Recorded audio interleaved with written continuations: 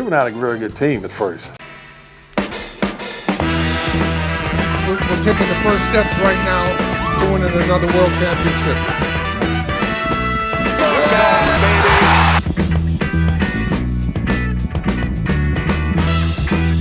Six.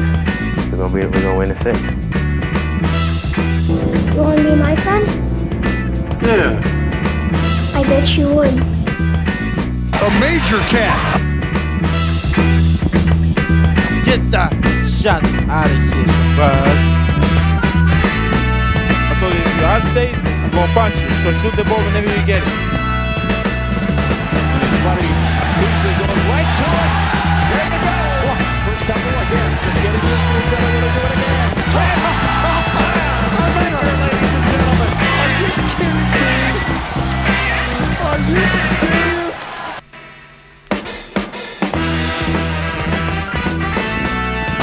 Happy birthday, Jason Kidd. This place is up for grabs.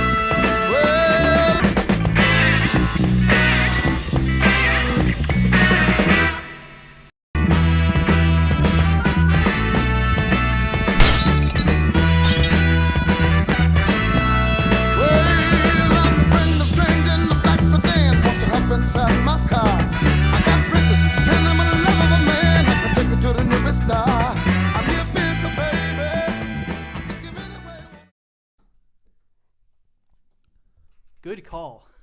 Holy cow. So now we're ready whenever you want to go. As ready as I'll ever be. What's up and welcome everybody to Bucked Up, Possible Entertainment's post-game Bucks podcast. I am your host, that's your host, John Monk. I'm your host, Nick Schneider. What's up? Bucks just beat the Hornets. What was the final score there, John? 103 to 94. 103 to 94. Heck of a win. This game did not go well at all for most of it. First quarter was especially bad. First half, generally. Yeah, first start of the quarter. General highlights, Delhi hit a floater, which is really something that I wish you would have seen in person. You don't know how many you're going to hit, 3 or 4 this whole season. I don't know if I'll be able to see one this year. Dwight, early on, seemed to me like he was pretty passive early on in the game. Yep. Thon fronted him and got, I think, 3 steals in the early goings in the first quarter. But then we looked at half, and he had 14 boards at half. So maybe our eye test, wasn't as good as it should have been. But yeah, it seemed like and I don't know. I haven't watched any Hornets games thus far until today, so I don't know if he's gone the whole season playing more of a background role. But I think they are going to need him to be a little more than that, especially with Kid Gilchrist out. Zeller out tonight. Zeller was out tonight, but in his place, Frank Kaminsky played pretty well. Yeah, he played tough. And the man, Johnny O'Brien, played really well too. Yeah, former Buck. He had his revenge game tonight. Yeah, revenge game. The JOB revenge. Maybe we'll title this the JOB revenge game. But yeah, so first half, Chris Middleton looked rough. Was super over aggressive, driving, rushing shots, rushing a ton of shots early in the shot clock, taking bad shots early in the shot clock. It was bad enough that even Liggins came in early. Who again had a great night, I thought. He did have I wasn't as impressive as the first night, but he was scoring better tonight. He didn't make any stupid mistakes like he did the first night. One bad turnover again, if I remember. Liggins might be an important part of this team going forward. Yeah. He defensively he looks great, really great. And then the other thing that I took away from the first half is the team, and this was the same last season, but without Brogdon on the court at all today. He was out with an ankle injury. Yep. And without Giannis, boy, do we ever struggle to score. There's a couple, especially in the first quarter and second quarter, first half, couple stretches where we just didn't score. No, we could long stretches, and that's Bucks basketball and has been for years. And I guess we've been kind of spoiled this season so far with Tony Snell playing so great so far, Brogdon playing so great so far. The only person who's really underperformed, Chris Middleton, and Mirza, but he seems to have his groove back. We'll talk about that later. I am worried though, at least for right now. I don't want to drop any early easy games just because there are lineups out there where Moose is the only player on the court who can score reliably. Yeah, and he had a huge bucket in the first quarter when we were on that stretch to right. stop it. But we need someone. That's why, spoilers. We're talking about this the night after the game. So if anything happens with Eric Bledsoe tomorrow, to the Bucks or whatever, we aren't around to cover it. But that's why an Eric Bledsoe would be such a huge get, just for consistent offense, to be able to keep him on the court. Because when Chris Middleton isn't playing well, it's just Giannis. And even Giannis had his own struggles in the floor tonight. He shot over 50% and had a 32-point night. But compared to where he was at before, the last 3 games, and he did seem visibly tired out there. And so it's just tough to find offense on nights like that. And like you said during the game, this is our third game in 4 nights. Third game in 4 nights, so right? So it's it's tough on the legs. I almost don't believe that Brogdon is hurt. I really do think it's a rest thing. He had trouble at the end of last year. Remember, he had a lot of trouble at the end of last year with back problems and stuff. I wouldn't be surprised if this is kid early, taking the precautions to make sure he's ready to go the whole season, especially down the stretch. We're definitely going to need him too. But like I said, this is and I'm very clearly on the pro Jabari staying forever train. I am a massive Jabari Parker fan. But at the end of the day, we need consistent scoring. And we're not getting that kind of scoring from anyone else. And it's hard to ask that from a Tony Snell, who played well tonight. But he played well off the dribble game, which we talked about last episode. But you can't ask for a 20-point night every night from Tony Snell. He didn't even have a set 3 tonight, I don't think. I don't think so either. I'd have to look at the stats here, John, if you want to look through them and check. But I don't believe that he had a set 3 at all tonight. Even took one. 0 for 1. 0 for 1. Over 1, he did take one. Yeah. Okay. I don't even remember it. But how many points did he end up having?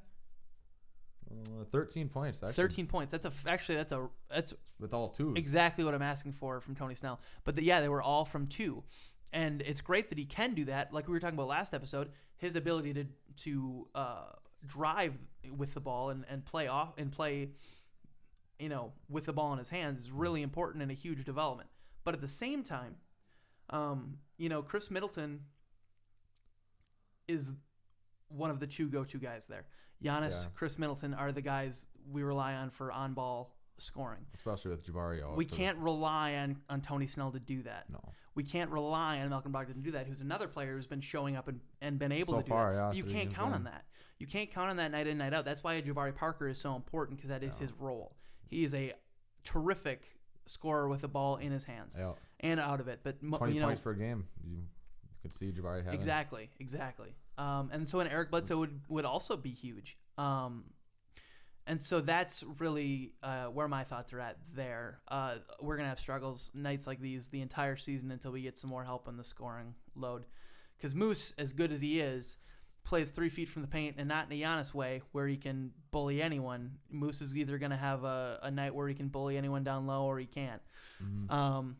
And tonight, it was a fine night for Moose, but not anything spectacular. Not a night that's going to carry the offense. Yeah, 8 points on 4 for 9 shooting. Which is actually boards, kind of what I expect from Moose this year. Yeah, he only had 20 minutes, so that's pleased to see a little bit more minutes, but. And then at the end of the first half, Mirza showing huge. Us what he's worth. First 2 episodes we talked, we were very low on Mirza Teletovic. Episode 3, after he had the big game, not big, but he hit some threes for once in his life.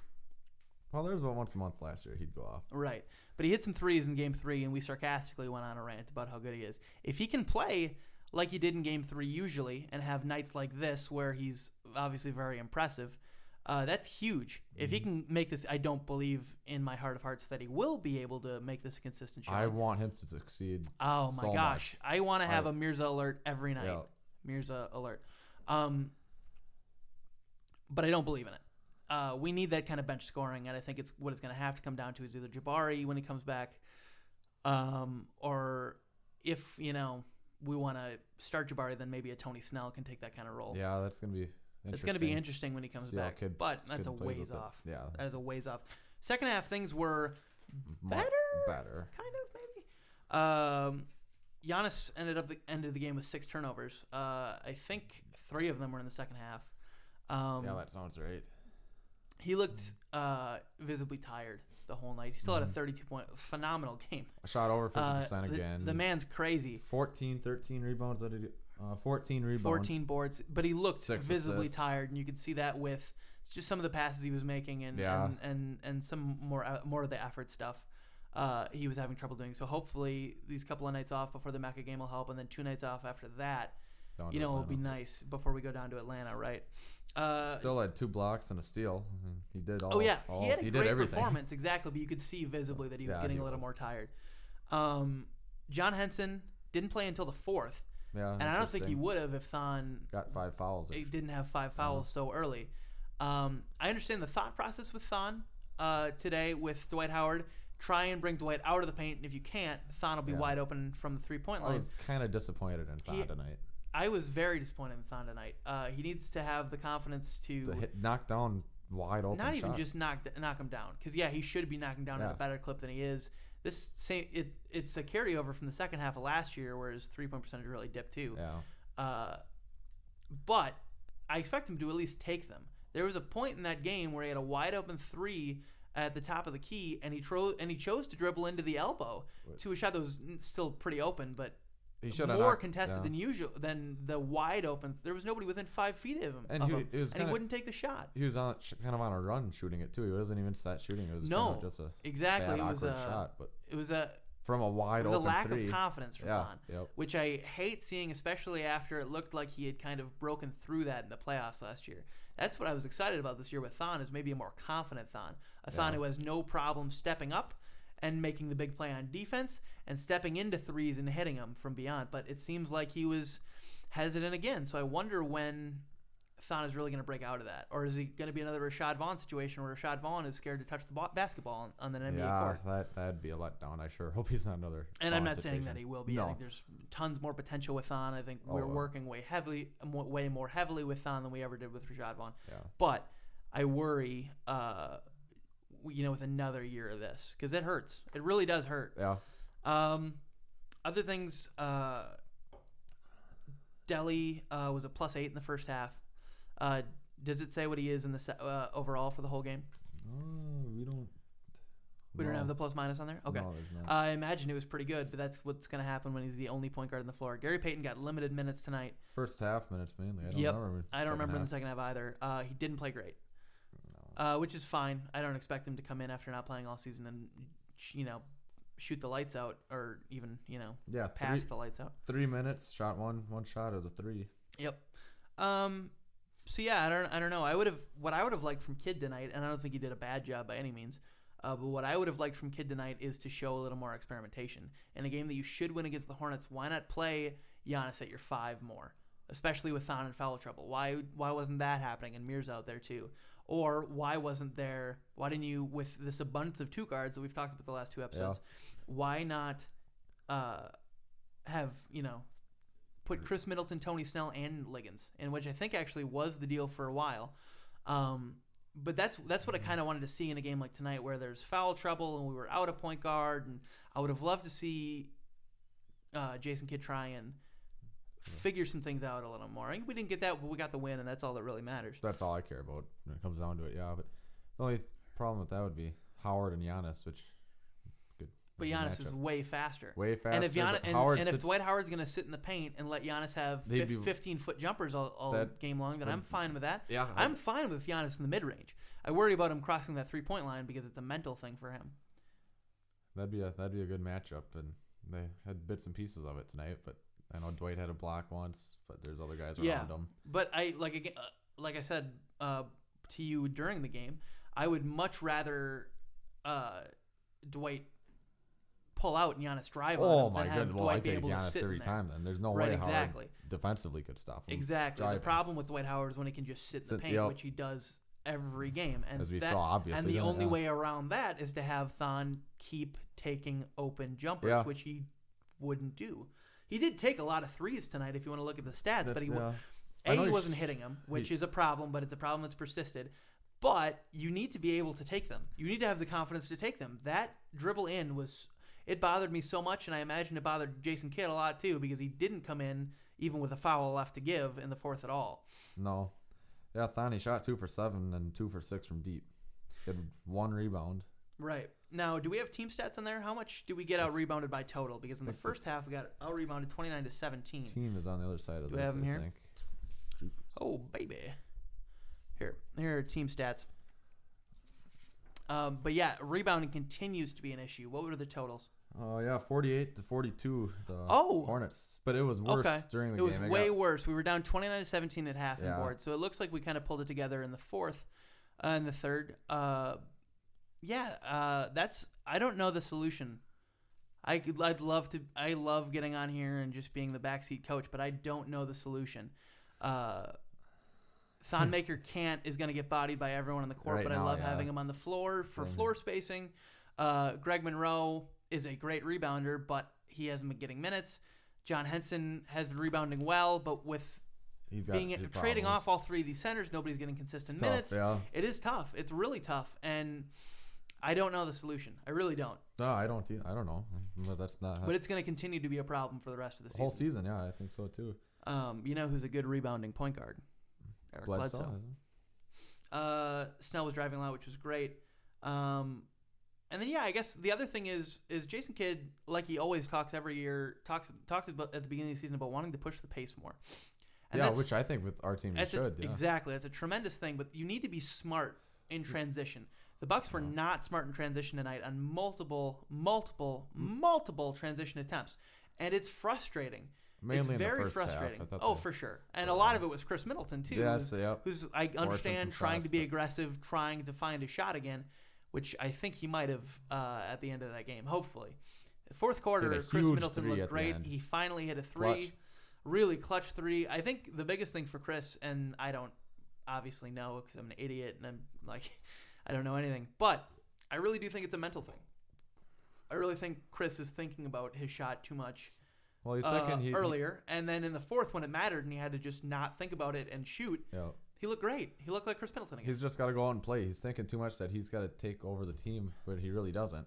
He's just got to go play. And he's got to play his game. Yeah. He's just got to go out there Let and play the game come to him. He's got to be a basketball player. What? He's got to be a basketball player. Yeah. That's what it comes down to. He's got to do his job. And then for the Hornets tonight, how did Kemba play? Well, I mean, fine. I don't remember him doing too much. I think you told me he had 16 in the fourth when we had checked during the game. 15, what was his totals? 15 points on 6 of 15 shooting. Okay. 1 for I'll take 6 that from from deep. Kemba Walker any day of the week. Good Kemba defense. historically has been annoying, been a pain in our rear end. What else? What are the other notables? How many rebounds did Dwight end up with? Ooh, yeah, 22. 22 rebounds for Dwight Howard. He so was big in the paint. A classic Dwight Howard statistic. How much did he score? It says 8 points. I thought he had a double-double. I'm not 100% sure about that. These stats are from the official Bucks website, so if they're wrong, then we don't deserve any of the hate that you will No, I leave saw in the comments. because on turnovers, it's 0-0. So that statistic clearly is wrong. That's where I'm thinking there was a typo. There might have been. He might have had a double-double. I don't remember actually him scoring all that well, especially I could be wrong. since I don't he know. shot so poorly from the free throw line. Do we have his free throws? Do we have his free throw statistics? He was 0 for 8 at one point. Yep, it's down here. 0 for 9. Yep. 0 for 9 from the free throw That line. was actually a huge factor for the Bucks It was win. a huge factor. In the first quarter, we could have been down by 15 if they had hit all their free throws. Yeah. It was disgusting. Which, if they were up 15, I mean, I still think the Bucks more likely have a great chance to come back, but only because of Giannis. Yeah, but the free throw totals to have his team set on. I mean, I think they got better later. No, we don't have that. But the free throws was huge hit for the Hornets. Huge loss for them. It hurts. When you not be able to score wide open free shots. Yeah, there are free throws. Yeah. So yeah, that was interesting. At the end of the day, I think that's a win that comes because we have a superstar athlete. Yep. And that's a loss the Bucks are used to. That's the loss the Bucks are used to taking the last 3, 4, 5, 6, however long you want to go back. Ever since I've been a fan.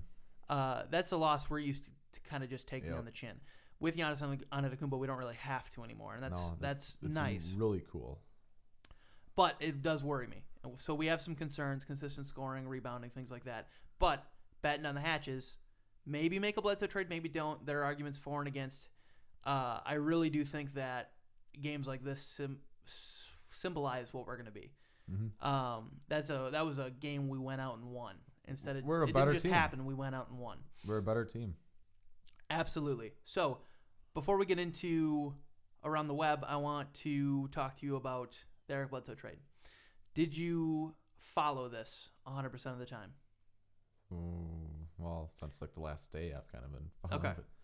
Bucks Well, I know have wanted throughout Eric the Bledsoe times. for so long. Yep. We've been trying to work out deals for Eric Bledsoe. Eric Bledsoe's never been happy in Phoenix.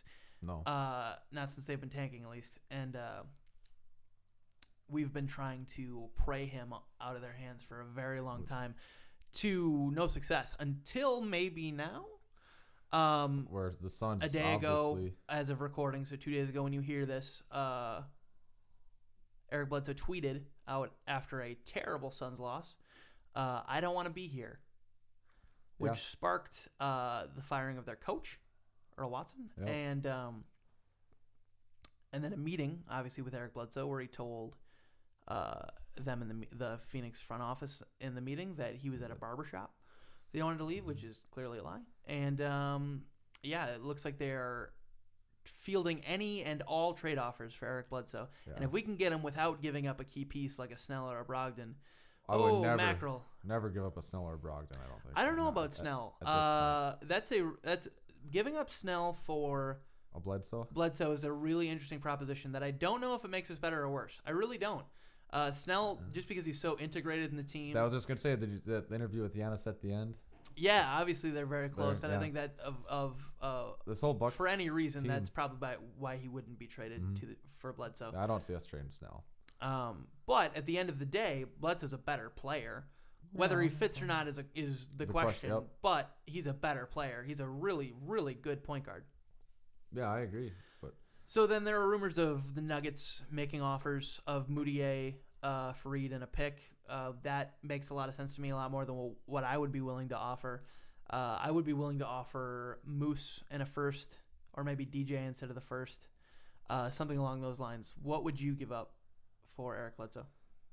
Honestly, who are the assets who are available to give up? Would you not mind giving up for an Eric Bledsoe if you package them all together? Yeah, I really don't want to give up anyone, but if they would do like a Henson Vaughn kind of deal, Henson Vaughn and a first, would you give up a protected pick? I saw Henson and Vaughn. I saw Henson and Vaughn a lot on Twitter. As much as I think that's ridiculous, Henson has been good this season somehow. Yeah. And obviously it's been a few games, and no general manager is stupid enough to think that that's a harbinger of what's to come. No. But Rashad is still a workable player. He's still 20, 21?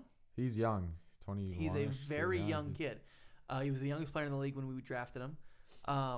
Shoot the ball and you can shoot the ball. He still can be molded into a player. Yeah. If I was pitching this to another team, and then a first-round pick, it's lottery protected or whatever. That's another pick in the 20s if we're going to be as good as I think we're going to be.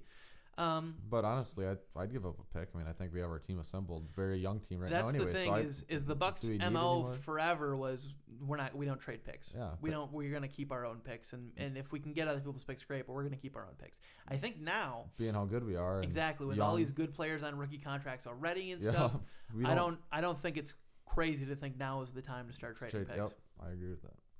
So that's Eric Bledsoe. Really interesting. We'll keep an eye on that. I imagine that a deal will be done either tomorrow or the next day. At least by the time they play again, because Eric Bledsoe wasn't allowed to play in the that's usually Kings a game tonight. Hint or not a good sign. Right. Things aren't going your and Bucks way. Twitter was a little worried because Henson didn't play until the fourth quarter. That maybe he had already been traded. But nope. Henson did play in the fourth. But I do think that Henson might be a piece in a trade in the future, especially since we're trying to dump him. Either we dump Rashad or Henson, two people who have been heavily involved in every trade rumor that the Bucks have had this last year. I could see him dealing Moose to him, and they've tried to deal him the last couple of years anyway. Well, his contract is just obscene for the kind of player he is. 6 minutes against Portland and 15 yeah, tonight, certainly not worth $11 million. 15 tonight. Oh, no, 20 tonight, but still, yeah. Still not worth $11 million. Okay, so that was that. We're going to start doing something new on Bucked Up. We're going to take all the articles we read from the web on the Bucks since the last game and give them a little shout out, read about them, talk about them. The first article we want to talk about is from Cream City Central. Article written by Alex Juno. Article goes, you've heard it a million times. If Giannis gets a jumper, he will be unstoppable. The words may change slightly, but the sentiment remains the same. Giannis with a better jump shot becomes the next level of player. Yet he has gotten better every year without having a jump shot. People continue to say that as soon as he gets it, he will be unstoppable. But I must have missed something, because in the season opener against the Celtics, they had no answer for him as he scored 37, with 16 coming in the fourth quarter alone. People keep perpetuating this myth that Giannis needs a jumper to be a top 5 player, or he needs a jumper to be in the Hall of Fame. If you play off him, he does not care. He will take it to the rim, and the majority of the time, he will score or get fouled. Open your eyes. He is dominant without a jump shot. The article continues for the argument of Giannis without a jump shot, which I think is an interesting argument that I've seen a few times. I know Eric Neem talked about it. Steve Novak talked about it on the pregame show today. Yep. And it's an interesting argument because that's always been the sentiment among people who watch the Bucks, other analysts talking about the Bucks, and Giannis in particular, is he needs a jump shot. He's great, and he will be great, but he needs a jump shot. And right now, I would argue he's a top 5 player without one. He's been absolutely ridiculous the first 4 games of the season. This is his worst game, and he had 32 points. Yeah. 32 points, all in the paint. That's outrageous. He had one right around the elbow, I think. But still, yeah. You are right. You did hit a jumper at the elbow. But dominant in the paint with no jump shot. My point is that's an argument that I absolutely agree with. I am too now, yeah. I was of the mind for a long time with everyone the last else 2 years, that he needed to be. Just wait till he gets a jump shot. But exactly, but he is a transcendent athlete without one now. He is dominating ball games and the best player he's been the best player on the court for every game he's played in so far, except for the Cavs game. And that's only because he was playing against maybe the greatest basketball player of all time. But he's still only 22, so I still think there's time for his shot to come. There's tons of time for his shot to come, and if that day ever comes, then the game is over. Yeah. The game is over. But I don't. For right now, don't worry about it. Yeah. I'm not concerned. No, I am in no way, shape, or form concerned of Giannis without a jumper. He even tonight, with his worst shooting performance yet, shot what did he shoot from the field? I thought it was like 13 for 21. It was 13 for 21. 13 for 21. That's over 50%. Over 50%. That's a ridiculous number for any player, and he shot it in his worst game of the season so far. So at the end of the day, when he's got the ball, I still feel like it's going in the hoop. If he has the ball and it's 3-on-1, and you and me joke about this all the time, but if it's 3-on-1 and Giannis has the ball, I absolutely expect him to score every single time. It happened tonight at least like 3 times. Like right. two of them were and ones. Yeah, absolutely. I agree with you, Alex. And I think 100%. A lot of people are starting to too. That's a great article at Cream City Central. You should go check it out. Yeah. Link will be in the description. And the other one, Leander Wallace wrote about for Behind the Bucks Pass. I said Cream City Central last time, right? Not Behind the Bucks Pass? Yeah. Either way, Alex wrote for Cream City Central. This is for Behind the Bucks Pass. Leander Wallace wrote this article called... Gosh, do we have the title? Can we flash the title on screen? I'm sorry. But basically the argument is, what are the Bucks going to do with 3 centers? Because it's a lot without really getting consistency to one center. And I think my answer to that is you might not have to worry about it for much longer. But if you do, you're right. One of them has to go. Leander's absolutely right here. Down the stretch, one of these centers has to go. It's tough to play 3 centers rotation. Especially when 2 of them can't shoot. Well, Moose has a mid-range jumper. Sure, up to the elbow, and that's about it. None of them can stretch the floor. So you can't. There's no real versatility there. You can't play Henson at the 4. You can't play Moose at the 4. To be able to stretch minutes like that is tough. It's really difficult. And if I'm being totally honest, even though Henson played pretty well tonight, I would have rather seen Thon in the 4th, just to stretch the floor. I don't think that as the season goes on, there is room for 3 centers, 2 of them who do the exact same thing. One of them much better than the other. I don't know. Henson's a rim protector, but at the same time, Giannis is a far better one, and Thon is as good, if not better, of a rim protector when he's actually energized. Thon still gets bodied a decent amount, but he had 3 But steals. so does Henson. That's been Henson's story his entire career. Yeah, so that's very true. But Henson's an amalgamation of the worst qualities of Thon and Moose, except for he can block shots pretty well. He's been playing hard this season so far. I know we're only 4 games in, but he's been playing very well. So, but I think at the end of the day, it's either going to boost his trade value or we're going to learn that we don't need him. That's what I was for that Bledsoe. That's why I would give up a Henson guy. Yeah, but I don't know if they're going to get better offers than a Henson Vaughn, though, is the only thing. Well, but then Bledsoe ain't going to stay there long. Right. Right, that's the only thing. You don't want to give up more than what you have to, but I don't know how it's going to work. But. So yeah, read the article behind the Bucks Pass. Let us know what you think. Either tweet at us or leave it in the comments, or tweet at Leander and let him know what you think. Good article. Yeah, good article. Final thoughts, John? The game? Yeah, the game. Oh, no, we didn't talk about what you've been up to. Have you been up to anything else? We do this so often that you really don't have time to do anything else. Did you watch the Thunder game last night? I did. Holy mackerel, what a finish. I don't know about the Thunder tonight, or this year. Everyone was telling me that, oh, man, are you kidding me? They're better than the Rockets. They have Melo and Paul George and Russell Westbrook. I don't know, man. I don't know. I think they will be very good, but... Oh, yeah. I mean, they're a 3-4 seed in the West. But I don't think that they are this team that's going to challenge the Warriors that everyone thinks they are. I really don't. Their losses haven't been great this season. They haven't been, oh, man, they were... Other than this one against the Thunder, which they had to come back for, they were never... Oh, man, they were this close. They were all, not great losses with inefficient shooting across the board. That's the argument to be made with having all these stars who only play in ISO. You know? Because isolation scoring, if you're not Giannis, is an inefficient way of scoring. Oh, yeah. You need it because you need to get a bucket sometimes. The only thing I like about it is that it's tough to double team a star at that time. I mean, you can only... But the other thing is, John, lately in the NBA, I don't see a ton of double teaming of stars really anywhere. No, well, it's a lot of just switching and then help defense. And I see a lot of guys mold into Giannis quite a bit. Right. I think that's kind of the goal going forward of a lot of leaner, longer players. Yeah, in the West, I don't see anyone beating the Warriors in a 7-game series. No, me either. Might take a game here and there, but it's gonna be Warriors. Pretty certain. Yeah, it'll be tough unless there's a major injury, which KD's had plenty of injuries. Yep. Steph early in his career had tons of injuries. Early, but Draymond's been injured before. So it's still possible, but I wouldn't count on it. No. The East is really what's wide open, even with the Cavs. The Cavs are a great team. They're going to blow through the playoffs. But, regular season, I wouldn't be surprised if the Bucks pull a Celtics and could be the 1 seed. If we can get some of these problems sorted out. Yeah. Because who else? The Wizards are good this year. Wizards, Raptors are good teams. There's a lot of talk about the Raptors changing their play style, which I'm sure they have. I haven't seen any of the games. I'm sure they have through the first couple of games. Whether they play the Sixers and... Help me out here. Oh, I can't They didn't play any huge teams. No.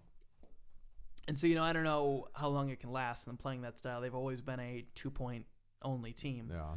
But we'll see. I do think the Bucks are at least a top 4 easily. Oh, watching first 4 games, yeah. And this game kind of solidified it for me. So, final thoughts. Very happy, very excited still. 3-1, you can't really do much better. Well, you could go 4-0. Lost to the Cavaliers, yeah. Which is LeBron James. The king. Pretty good player. Yeah, he's solid. I like his game. I think he's going to go places. I love when analysts say that. I like his game. What has LeBron done? Playing the same game as everyone else.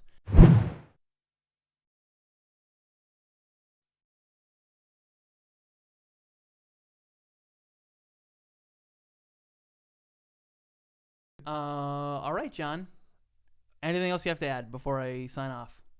Not really, I think. Housekeeping. Shows have a variable length now. And actually, you don't know that they were supposed to be an hour long because we lost the first episode and the second episode was cut in half for some reason. And the third episode was a half hour long. Now we're going to go as long as we go.